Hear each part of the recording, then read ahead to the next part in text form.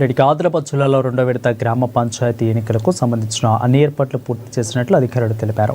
పట్టణంలోని గ్రామీణ మండల పరిషత్ కార్యాలయంలో రూరల్ మండలంలోని 27 గ్రామ పంచాయతీలకు ఆదివారం జరిగే పోలింగ్కు సంబంధించి సామగ్రిని సిద్ధం చేశారు.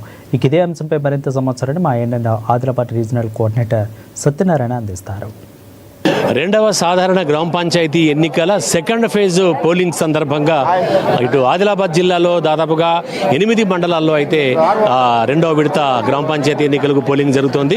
ఇక్కడ మనం చూస్తున్నాము ఆదిలాబాద్ జిల్లాకు సంబంధించి ఇటు బేలా, జైనత్, బోరజ్, సతనాల, ఆదిలాబాద్ రూరల్, అలాగే తాంసీ, భీంపూర్ మండలాలతో పాటు ఇక్కడ ఆదిలాబాద్ రూరల్ మండల కేంద్రంలో ఏదైతే వీటికి సంబంధించి 27 గ్రామ పంచాయతీలకు సంబంధించి పోలింగ్ సామర్థ్యం ఏదైతే దాదాపుగా 8 కౌంటర్లు ఏర్పాటు చేసి అయితే ఇక్కడ సామాగ్రిని పంపిణీ చేస్తున్నారు. మధ్యాహ్నం నుంచి ఇక్కడ సామాగ్రి పంపేటటువంటి అవకాశం ఉంది. మనతో పాటు అధికారులు ఉన్నారు, వారిని అడిగి ఆదిలాబాద్ రూరల్కి సంబంధించిన కొన్ని విషయాలు మనం తెలుసుకుందాం.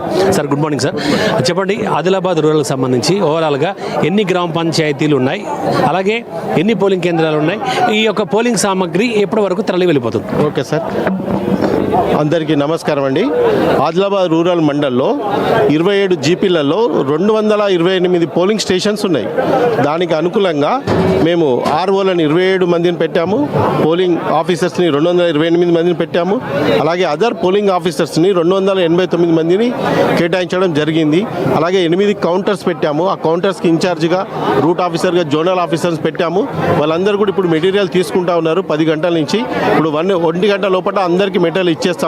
వాళ్ళు అవన్నీ చెక్ చేసుకున్న తర్వాత భోజనం చేస్తాము. ఇక్కడే భోజనం కూడా అరేంజ్ చేశాము. భోజనం చేసి మేము బస్సులు కూడా అరేంజ్ చేశాము ఆర్టీసీ బస్సుల ద్వారా. అట్లాగే ఆర్టీసీ బస్సు వెళ్ళని కాడ జీపులను కూడా అరేంజ్ చేశాము. వాళ్ళందరూ కూడా ఇప్పుడు 1:32 వరకల్లా డిస్పర్స్ అయిపోతారు. 4 వరకల్లా వాళ్ళ డెస్టినేషన్ చేరుకునేటట్టుగా చూసి సేఫ్గా చేసేసి మేము ఇవన్నీ ప్రక్రియ అంతా ఈరోజు 4 గంటల వరకల్లా కంప్లీట్ చేసేస్తాం. అలాగే రేపు ఉదయం ఎన్ని గంటలకు పోలింగ్ ప్రారంభం కానుంది? ఆ తర్వాత పోలింగ్ అనంతరం ఈ యొక్క ఓట్ల లెక్కింపు కూడా ఎప్పుడు ప్రారంభం కానుంది? రేపు ఉదయం 6:30కి మాక్ పోలింగ్ జరుగుతుంది సార్. 7 గంటలకు కమెన్స్మెంట్ ఆఫ్ పోల్ జరుగుతుంది.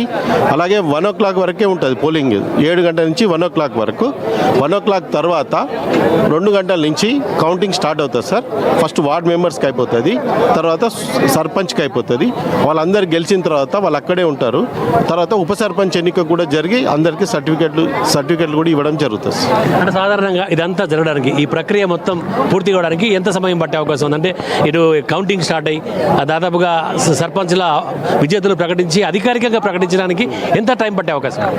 దాదాపు మనకు ఉన్నటువంటి 27 గ్రామ పంచాయతీలలో ఎక్కువ శాతము ఒక్కొక్క వార్డుకి 100 లోపలే మనకు ఓటర్స్ అనే వాళ్ళు ఉన్నారు. ఒక 4 జీపీలలో యాపల్గూడ, చాంద, లాండసాంగ్వి, తంతోలి ఇట్లాంటి పెద్ద పంచాయతీలనే 200 వరకు ఓటర్స్ ఉన్నారు. కాబట్టి అక్కడ కొంచెం టైం తీసుకునే అవకాశం ఉంది. లేదంటే మనకు 4-5 గంటల లోపల చిన్న పంచాయతీలలో ఉప సర్పంచ్ ఎన్నిక కూడా జరిగే అవకాశం ఉంది.